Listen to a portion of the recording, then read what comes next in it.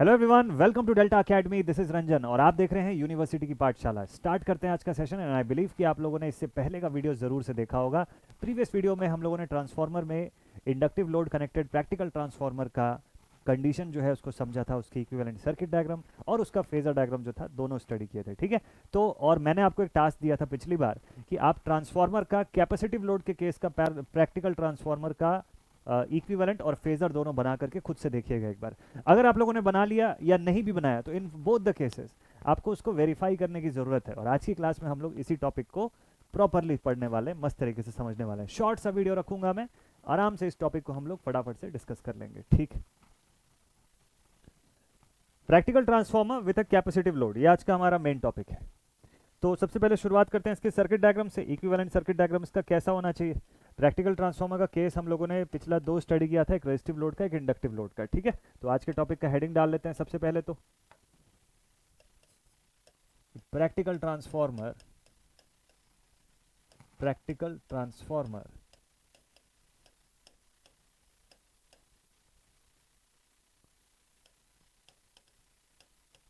Practical transformer with capacitive load,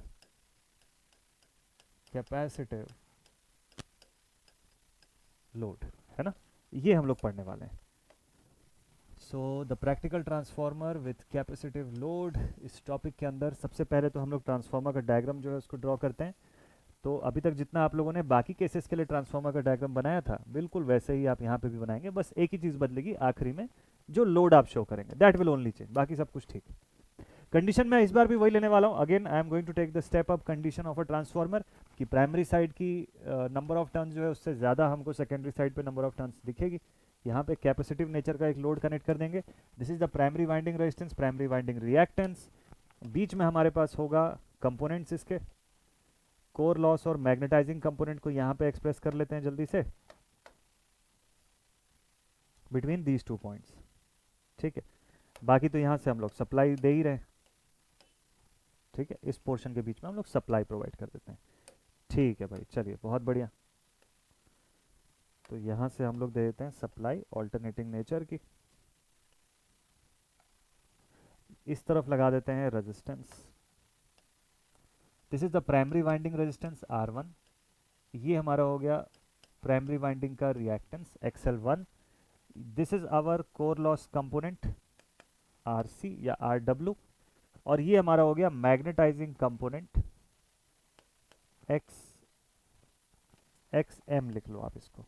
ठीक है, XL1 तो उधर लिख दिए हैं। फिर यहाँ से जो करंट जारी होगी हमारे पास, इस पोर्शन के अंदर से जाने वाली करंट, प्राइमरी करंट I1, यहाँ का जो पोटेंशियल है दैट इज V1 इन दो पॉइंट्स के बीच। I1 is the supply current. यहाँ से I0 करंट जारी है और I0 दो पार्ट में बटती है। एक करंट का कोर लॉस कंपोनेंट, I0 मतलब no load magnetize, no load जो करंट है हमारी, उस करंट के हिसाब से हम लोग बात कर रहे हैं। ठीक है, no load component of current. IC जो हो गया that is the core loss component of current, और इधर से मैं शो कर देता हूँ I mu, that is the magnetizing component of current. बिल्कुल सही। अब बात करते हैं वाइंडिंग्स की। तो यहाँ पे हमारे पास दो टाइप की ऐसे वाइंडिंग शो हो रही है, primary winding and secondary winding. ठीक है, यहाँ पर प्राइमरी नंबर ऑफ टर्न्स, यहाँ पर secondary number of turns. EMF का क्या क्या सीन है? इधर पे ईएमएफ को मैं E1 से रिप्रेजेंट कर रहा हूँ, प्राइमरी साइड का इंड्यूस्ड ईएमएफ। यहाँ सेकेंडरी साइड का इंड्यूस्ड ईएमएफ E2 से रिप्रेजेंट हो रहा है। ठीक है, सेकेंडरी साइड का इंड्यूस्ड ईएमएफ जो है उसको E2 से रिप्रेजेंट कर रहे हैं हम लोग। Okay, done. अब जरा सेकेंडरी साइड पे आते हैं और यहाँ की रेजिस्टेंसेस को शो करते हैं। जैसे सेकेंडरी साइड की वाइंडिंग रेजिस्टेंस R2, वाइंडिंग का रिएक्टेंस XL2। इस तरफ में कैपेसिटिव लोड लगाना चाहिए हमको, तो इस कैपेसिटिव लोड को यहाँ पे आप ऐसे प्लेस कर दीजिए। So this is our capacitive load, capacitive load. इसके अक्रॉस का वोल्टेज V2, टर्मिनल पोटेंशियल जो हमारा है वो V2 है, यहाँ का EMF E2। ऑब्वियसली E2 की वैल्यू बड़ी होगी जैसा कि हम लोग हर केसेस में देखते हैं। फिर उसके बाद यहाँ से कुछ करंट जाएगी, late it B I2 current, और इसी के साथ कंप्लीट होता है आपका ये डायग्राम वाला पार्ट कि जो इसका जो इक्विवेलेंट सर्किट है वो ऐसा दिखाई दे रहा है। ठीक है, ये इस इक्विवेलेंट सर्किट में क्या क्या अज्यूम किया हम लोगों ने? This is the equivalent circuit, equivalent circuit of practical transformer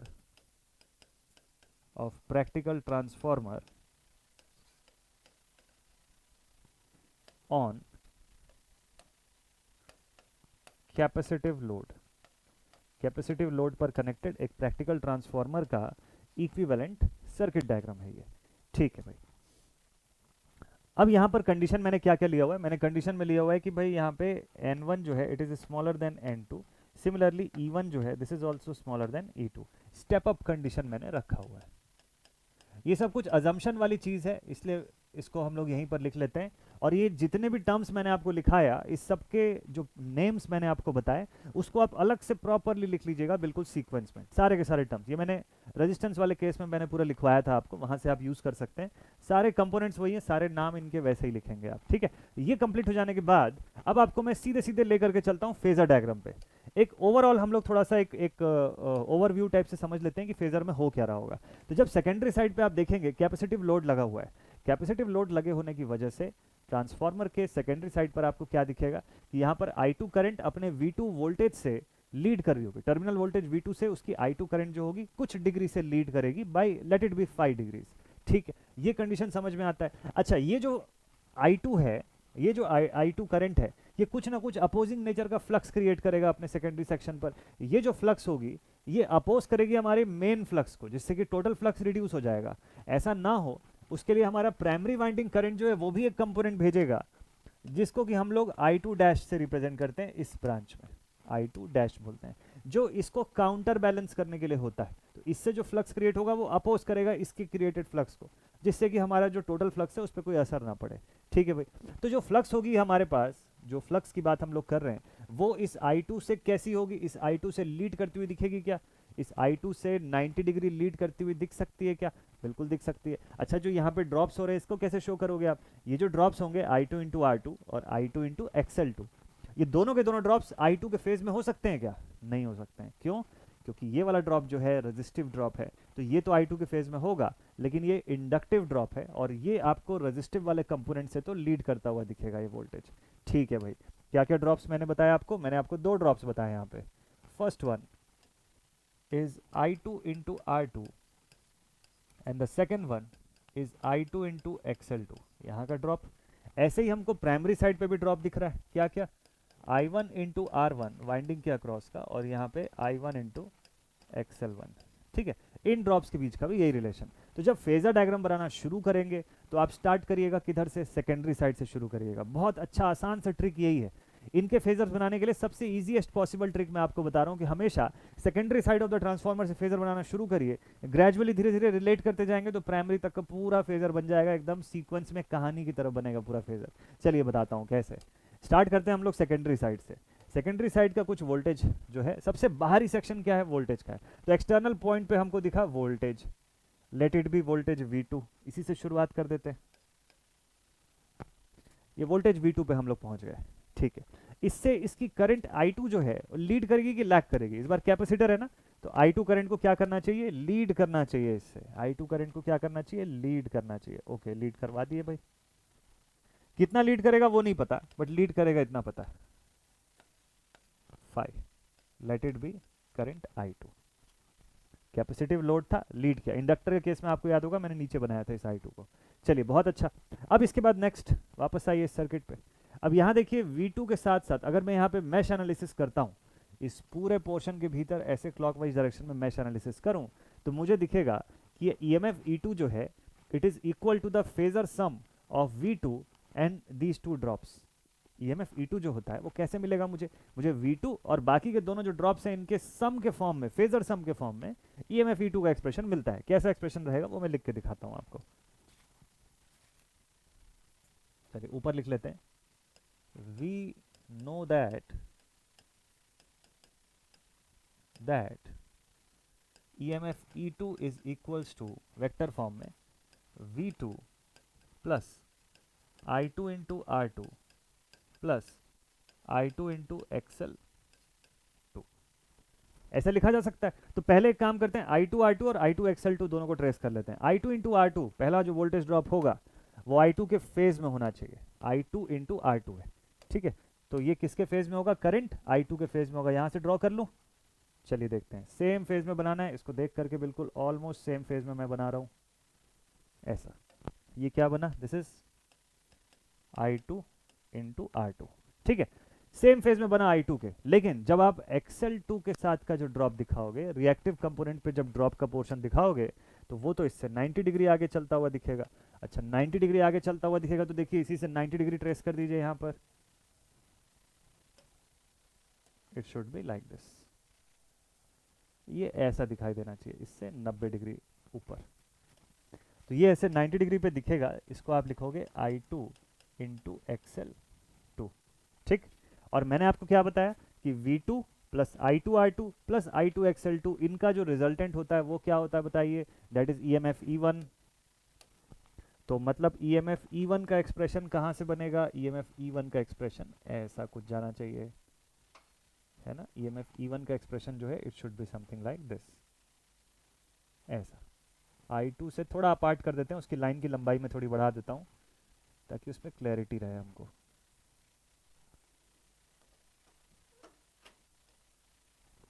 चलिए इस लाइन को थोड़ा सा मैं आगे बना देता हूँ ताकि ना इसमें कोई कंफ्यूजन ना हो आपको कि ये कैसा बन रहा है, लाइक दिस। तो एक पोर्शन हम लोग ऐसा बना सकते हैं। अच्छा ये जो बन के आया इसको आप लिखेंगे दिस इज E2। कंडीशन मैंने क्या लिया है, स्टेप अप का कंडीशन लिया है, तो मतलब E1 की वैल्यू क्या होगी, it will be smaller than E2। E1 को थोड़ा पीछे शो कर दीजिए, late it be like this. ये आपका EMF E1 हो गया। यहाँ तक का फेजर आपको समझ में आ गया। आप लोगों ने इसका EMF इक्वेशन का फेजर ड्रॉ किया, वहाँ के फेजर से ही हर बार रिलेट करना है एक छोटी सी चीज़ को, कि अगर आपका E1 E2 दोनों सेम फेज में हो रहा है यहाँ पर, तो फ्लक्स जो होगी सर्किट के अंदर, मेन फ्लक्स जो है आपकी, वो इन दोनों से लीड करेगी, इन दोनों से लीड करेगी, 90 डिग्री लीड करती हुई दिखनी चाहिए। तो चलिए मेन फ्लक्स जो है सर्किट की उसको ड्रॉ करें। मेन फ्लक्स इस E1 E2 से कहाँ, 90 डिग्री अपार्ट, ऐसे। This is the main flux phi, इनके बीच का एंगल 90 डिग्री का। क्लियर है यहाँ तक का पॉइंट। चलिए बहुत ही अच्छा। अब मेन फ्लक्स जो है, जो हमारी मेन फ्लक्स है, इसी के साथ फेज में होती है मैग्नेटाइजिंग कंपोनेंट ऑफ करंट, क्योंकि जितनी मैग्नेटाइजिंग कंपोनेंट ऑफ करंट होगी उसी के प्रोपोर्शन में, उसी के हिसाब से आपको फ्लक्स भी मिलेगी सर्किट में। तो मैग्नेटाइजिंग कंपोनेंट ऑफ करंट को मैं कहाँ पे शो करूंगा, इसी के अंदर।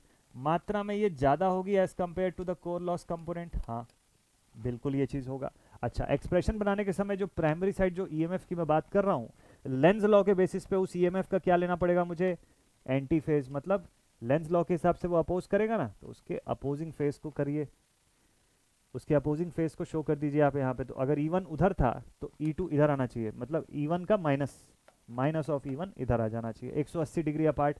और ये जो मेरा EMF होगा इसी के फेज में होगा क्या, core loss component. Core loss component इसी को वर्किंग कंपोनेंट बोलते हैं, इसी को एक्टिव कंपोनेंट बोलते हैं। एक्टिव कंपोनेंट बोलने का मतलब ये होता है कि रेजिस्टिव फॉर्म को सिंबलाइज करता है, जिसका मतलब ये हो गया कि अगर रेजिस्टिव फॉर्म है तो जो ईएमएफ है उसी के फेज में करंट भी होनी चाहिए। तो इसका मतलब जो मेरा core loss component of current है उसको कहाँ शो करूंगा मैं, उसको यहीं पे शो कर दूंगा।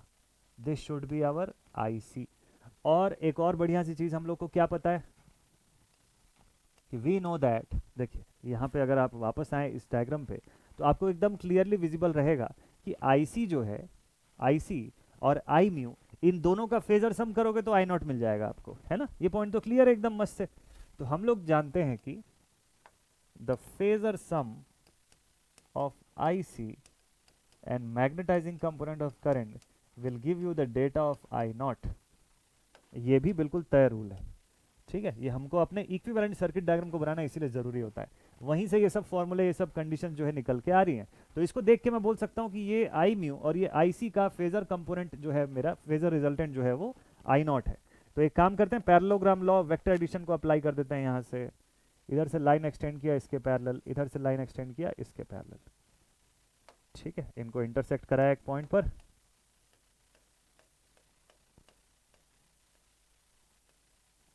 और ये बन गया ऐसे dotted lines.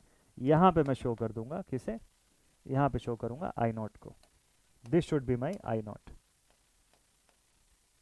Okay, I not का एक्सप्रेशन आ गया, ठीक है भाई। चलिए आई नॉट का एक्सप्रेशन तो मिल गया, और क्या क्या बताना है। चलिए आई नॉट का एक्सप्रेशन तो आ गया आपके पास। अब एक चीज और बताइए कि क्या आप यहाँ से जो I2 करंट शो कर रहे हैं, I2 करंट जो शो कर रहे हैं, प्राइमरी साइड पे I2 जैसा कुछ है क्या? हाँ, प्राइमरी साइड पे भी है। प्राइमरी साइड पे I2 को अपोज करता हुआ एक कंपोनेंट है I1 का। I1 करंट जो मेन करंट हमारी आ रही थी प्राइमरी साइड में, उसको दो पार्ट में हम डिवाइड किए। एक हो गया हमारा कहाँ पर, I0 बन गया, और दूसरा चला गया I2 डैश। उसका काम था कि वो जो अपोजिंग नेचर की फ्लक्स सेकेंडरी में बन रही थी उसके लिए काउंटर करने के लिए उसके लिए करंट सेंड करना। तो मतलब हमको प्राइमरी में क्या दिखेगा? I2 नहीं दिखेगा, I2 डैश दिखेगा। तो प्राइमरी में I2 डैश दिखाने के लिए हम इसको यहाँ से एक्सटेंड कर लेते हैं, ऑलमोस्ट बिल्कुल ऐसा दिखेगा, and this can be written as I2 dash. और एक और चीज़ इसी सर्किट डायग्राम से आपके लिए रिलेटेबल हो जाएगा कि अगर देखिए I2 डैश की आप बात कर रहे हो तो I2 डैश और I0 दोनों को कंबाइन कर दोगे तो आपको I1 मिल जाएगा। क्या मैंने बोला? फिर से एक बार देख लीजिएगा। मैंने आपको ये बोला कि अगर आप इस I2 डैश और I0 का कॉम्बिनेशन देखेंगे, इन्हीं का सम जो होता है दैट इज योर I1। यही I1 दिलाता है, फेजर सम ऑब्वियसली। चलिए, बहुत अच्छी बात है फिर तो नेक्स्ट पेज पे आ जाते हैं हम लोग। एक सेकेंड, हाँ जी, यहाँ पे आ गए हम लोग नेक्स्ट पेज पे। तो I2 डैश और I0 का फेजर सम बना लेते हैं। इसका फेजर सम बनाने के लिए फिर से इन दोनों लाइनों को एक एक बार एक्सटेंड कर लेते हैं। तो इसके parallel, parallelogram law of vector addition, और यहाँ से इस लाइन के पैरेलल। यहाँ कहीं पे आया कुछ? बिल्कुल, जब आप समझ के बनाते जाएंगे ना तो आपको कभी कंफ्यूजन नहीं होगा। और अगर सिर्फ डायग्राम को याद करने की कोशिश करेंगे तो कंफ्यूजन होने के बहुत ज़्यादा चांसेस है। हाँ, आपका मेमोरी पावर अगर अच्छा है, आप बहुत तगड़े तरीके से याद कर सकते हैं तो फिर याद कर लीजिए, तो फिर तो ठीक है। लेकिन बेटर तरीका ये है कि आप इसको समझ के बनाइए, ज़्यादा अच्छा है। कभी गलती होगी ही नहीं, कभी भूलेंगे भी नहीं। This should be our I1। अब देखिए, मैंने करंट की कौन कौन सी दो कंपोनेंट को शो किया। मैंने IC और IMU के फॉर्म में क्या शो किया? I0 को शो किया। और वैसी दूसरी तरफ मैंने I2 डैश और I0 के फॉर्म में किसको शो किया? I1 करंट को शो किया। ठीक है, जो हमारी प्राइमरी साइड की जो करंट थी ना, मेन सप्लाई करंट, उसको मैंने रिप्रेजेंट कर दिया I2 डैश और I0 के फॉर्म में। तो प्राइमरी करंट का भी काम कंप्लीट हो गया ना। चलिए, बहुत ही अच्छा। यहां तक अगर कंप्लीट कर लिया तो अब देखिए ईएमएफ का इक्वेशन है हमारे पास। प्राइमरी साइड में भी कुछ वोल्टेज ड्रॉप हो रहा है। कहाँ कहाँ पे हो रहा है? कुछ रेजिस्टेंस के अक्रॉस हो रहा है, कुछ उसके इंडक्टिव रिएक्टेंस मतलब वाइंडिंग के रिएक्टेंस के अक्रॉस हो रहा है। ठीक, तो मुझे क्या करना चाहिए? प्राइमरी साइड पे भी केवीएल लगाना चाहिए। तो applying KVL in primary side, in primary side. अच्छा, यहाँ पे केवीएल लगाऊंगा तो मुझे पता है कि यहाँ पे V1 सप्लाई वोल्टेज है तो उसकी वैल्यू बड़ी रहेगी as compare to EMF practical condition पे। तो एक्सप्रेशन क्या बनेगा? एक्सप्रेशन बनेगा कि EMF E1 is equals to, दो चीज कर सकते हो, या तो माइनस के फॉर्म में लिख दो या फिर वोल्टेज के फॉर्म में एक्सप्रेस कर दो, दोनों चीजें। तो मैं एक काम करता हूँ, मैं वोल्टेज के फॉर्म में लिखता हूँ, ज्यादा इजी है। तो मैं लिखूंगा voltage V1 is equals to EMF E1 या minus E1 plus I1 into R1 plus I1 into XL1। और ये जितना चीज़ मैंने लिखा सब वेक्टर फॉर्म में है ना, क्योंकि सब अलग अलग फेज की क्वांटिटीज है, डायरेक्टली ऐसे सम नहीं कर सकते आप इनको। तो ये जो भी सम वम हम लोग कर रहे हैं ये सब पूरा वेक्टर फॉर्म में चल रहा है। ये एक्सप्रेशन क्लियर है? ये एक्सप्रेशन कहाँ से आया? इस सर्किट से आया। इस सर्किट पे मैंने इस पोर्शन पे ऐसे केवीएल लगा दिया, उससे एक्सप्रेशन बना। तो एक्सप्रेशन में मैंने क्या बोला आपको कि ये जो E1 है इसका सम जब मैंने इन दोनों ड्रॉप्स के साथ कर लिया तो मेरे पास ये एक्सप्रेशन आता है। ठीक है, तब मेरे पास ये वाला एक्सप्रेशन V1 का आता है। ठीक, चलिए, तो भाई केवीएल लगा दिया था हम लोगों ने, इसको अब हटा देते हैं। चलिए ठीक है, इस पेज पे वापस आ गए, फेजर इंटैक्ट है, ओके डन। तो अब इसी फॉर्म में एक्सप्रेशन बनाना है। अब आपको I1 R1 को और I1 XL1 को शो करना है। बताइए I1 R1 जो ड्रॉप निकलेगा रजिस्टिव फॉर्म का है ना, है ना, रजिस्टिव फॉर्म का ड्रॉप है। तो रजिस्टिव फॉर्म का है तो ये अपने E1 के फेज में ही होना चाहिए, इसको इन फेज होगा with the E1 minus E1, या I1 के साथ फेज में होगा। ठीक है भाई, तो इसको यहाँ से ड्रॉ करिए और इसको I1 के साथ आप फेज में शो कर दीजिए। देखिए I1 के साथ फेज में मतलब ऐसा जाएगा, कुछ ऐसा। ये कौन सा ड्रॉप है? This is I1 into R1। तो minus of E1 plus I1 R1। अब क्या चाहिए आपको? I और XL का कॉम्बिनेशन का ड्रॉप चाहिए। तो इससे 90 डिग्री अपार्ट में आप उसको शो कर दीजिए, है ना। इससे अप्रोक्सीमेटली 90 डिग्री पे आप क्या शो करेंगे? I1 into XL1। वाइंडिंग के रिएक्टेंस की वजह से जो होने वाला ड्रॉप है वो। और हमको पता है अभी जस्ट केवीएल से हम लोगों ने लिखा कि V1 को हम लोग किस फॉर्म में शो कर रहे हैं, इन तीनों के रिजल्टेंट के फॉर्म में। तो चलिए यहाँ से V1 बना देते हैं आखिरी में। So last and final diagram will be of V1, जो इन दोनों के कॉम्बिनेशन के हिसाब से बनेगा। This will be what, this will be our V1। ये एक्सप्रेशन बनता है, ये फेजर बनता है हमारा फाइनली किसी प्रैक्टिकल ट्रांसफॉर्मर के लिए जो कि कैपेसिटिव लोड पर जुड़ा हुआ है। This is the phasor, this is the phasor of a practical transformer, a practical transformer on capacitive load, on capacitive load। तो एग्जामिनेशन में ना यही चीज़ आपको पूछता है, और जितना चीज़ मैंने थ्योरेटिकली आपको बताया बस आपको उन्हीं चीज़ों को कॉपी में मतलब अपनी आंसर शीट में एक एक स्टेप बाय स्टेप पूरा कंस्ट्रक्ट करके बताना है। सफिशिएंट रहेगा उतने से आपका जो एग्जामिनर है उसको समझ आ जाएगा कि आपको सारी चीज़ें इसके अंदर आती है। एडिशनल डेटा चाहे तो इसके अंदर आप और बता सकते हैं, बट वैसे ज़रूरत है नहीं। ठीक है, कि अगेन इसके अंदर भी आप अलग अलग कंपोनेंट बता सकते हैं कि भाई I0 और V1 के बीच का कंपोनेंट φ0 हो जाएगा। चाहे तो आप यहाँ से रिलेट कर सकते हैं कि वो angle between I0 and V0 इसको φ0 के फॉर्म में, ठीक है, नो लोड कंपोनेंट V0 या V1 बोल दो, sorry not V0, make it V1 ऐसा। तो ये φ0 का कंपोनेंट आपको बताएगा यहाँ से, ठीक है, दिस इज φ0। और वैसे ही आपको angle between I1 and V1 आपको फेज एंगल फाई की वैल्यू जो है वो बताएगा कि सर्किट में फेज डिफरेंस एंगल कितना है। तो नो लोड एंगल या पावर फैक्टर एंगल जिसको हम लोग बोलते हैं, और दूसरा इस तरफ हमारा फेज एंगल हो गया। तो ये सब भी हम लोग इसी से रिप्रेजेंट कर देंगे। ठीक है, ये सारी चीज़ें भी इन्हीं पॉइंट से रिप्रेजेंट की जा सकती है।